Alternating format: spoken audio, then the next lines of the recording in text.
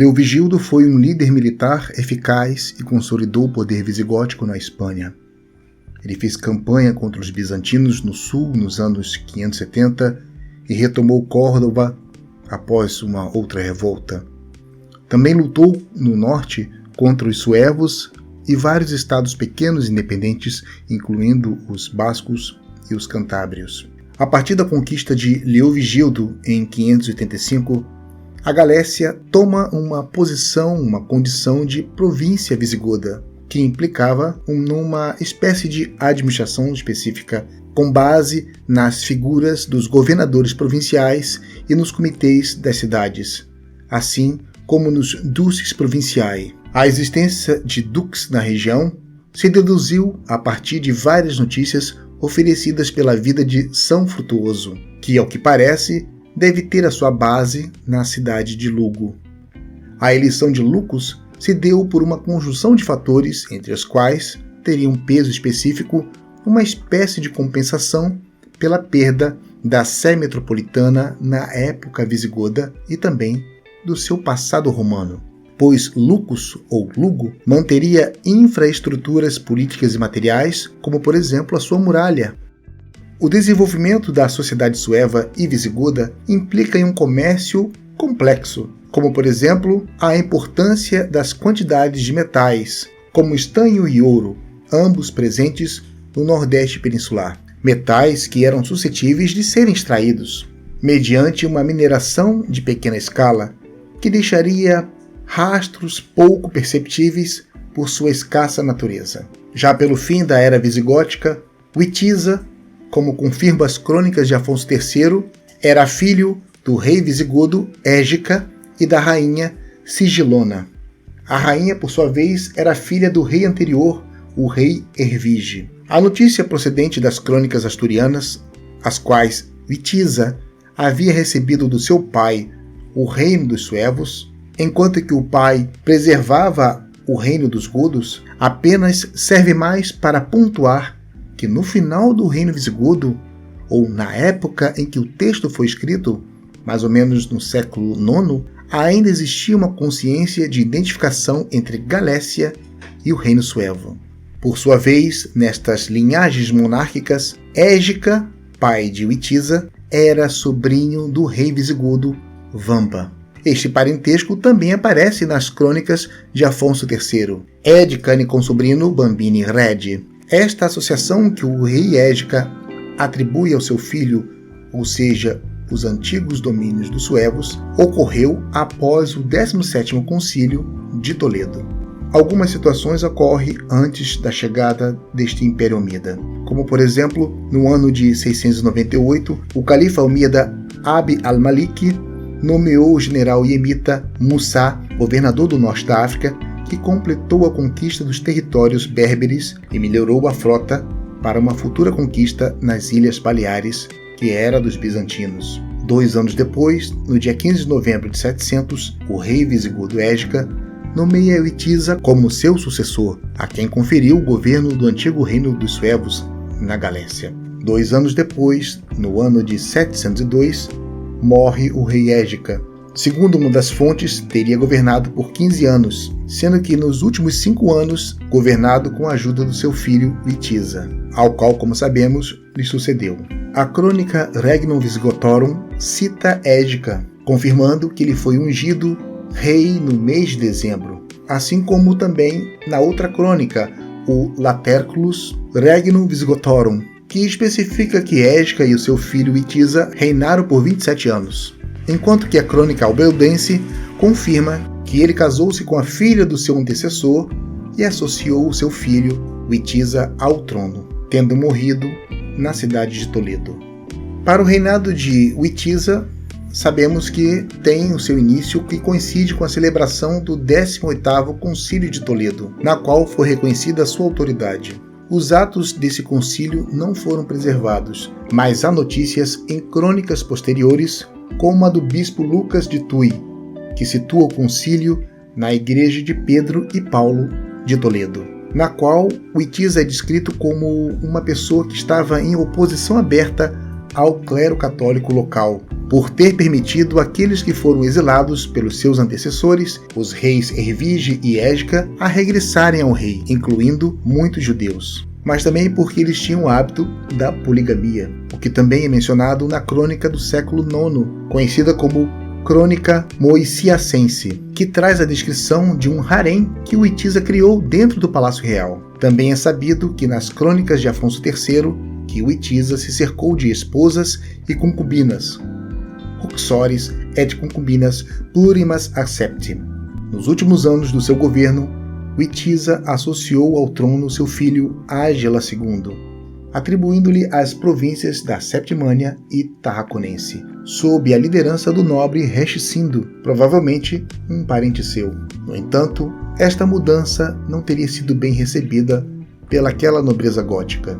Witiza acabou se desentendendo com o bispo Cinderedo e teve que punir alguns nobres. Ele cegou Teodefrado, o duque de Córdoba, e mandou para o exílio Paio, aquele mesmo, o conhecido líder das histórias asturianas, que teria liderado uma insurreição anti-Omida na região das Astúrias. Paio, que era filho do duque da Cantábria, o duque Fávila, que também tinha sido banido por Ésgica e que depois, novamente, naquele mesmo reinado de Ésgica, teria sido morto pelo próprio Witiza, conforme narrado nas crônicas de Afonso III. Vamos tentar resumir.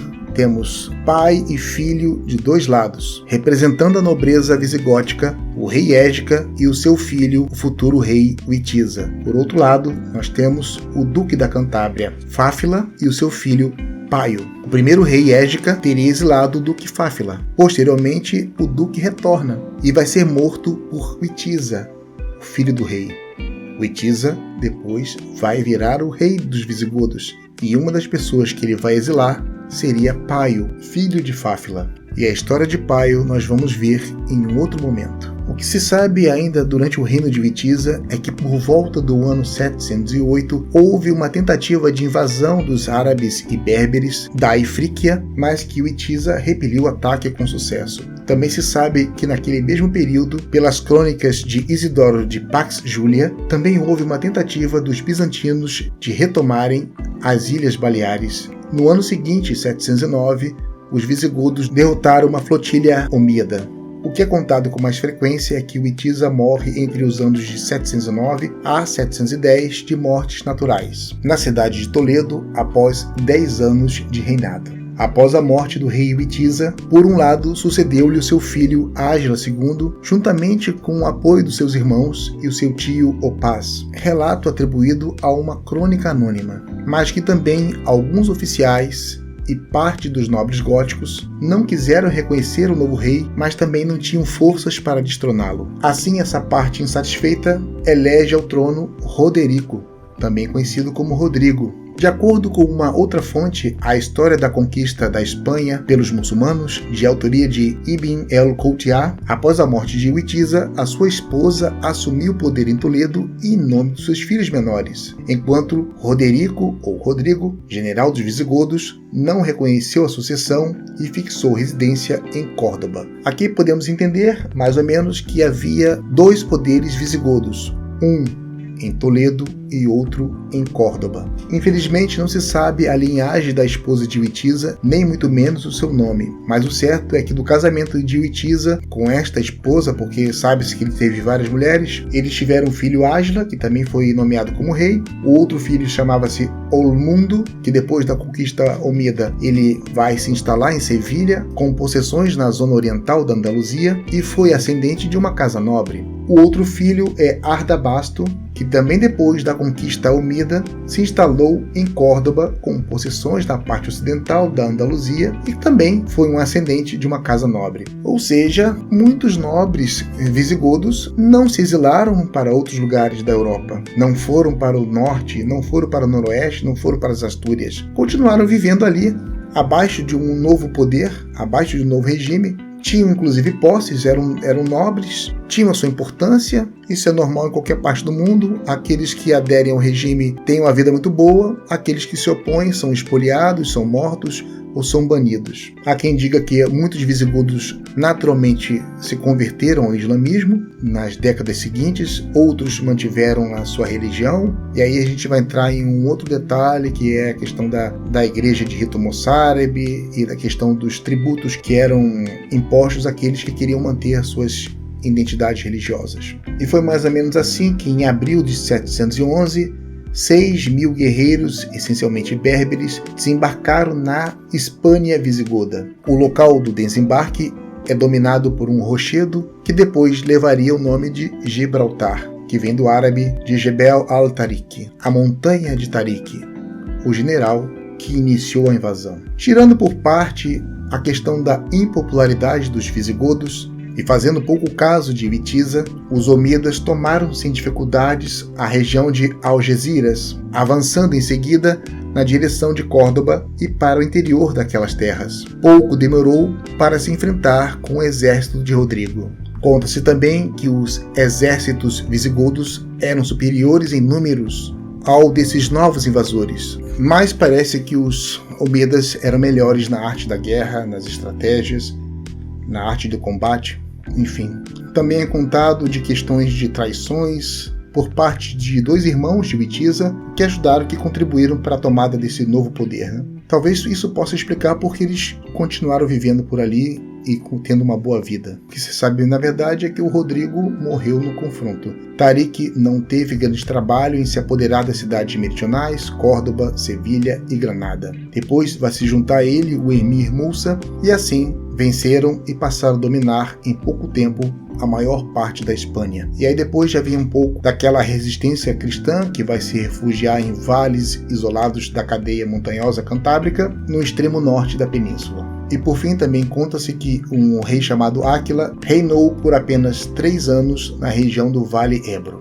Bom, eu acho que é isso que a gente tinha que falar, porque entender esse declínio e o colapso desse reino visigodo para entendermos os processos sociais, culturais, políticos e até linguísticos que vão se desenvolver naqueles territórios, ora que estavam sobre a tutela desse novo poder, ora por outros territórios que onde manteve-se a resistência contra esse novo poder. Sucessões, disputas internas e tudo mais que poderemos ver em novos episódios. Bom, no próximo episódio eu também pretendo falar um pouco sobre, essencialmente, o que foram os omíadas, o seu passado que é negado, não só nos omíadas, mas também em outros impérios berberes ou árabes que dão continuidade a esses processos, com foco específico aos territórios que fazem parte da Lusitânia e da Galécia. Valeu, pessoal, um forte abraço, tchau, tchau, terra e língua.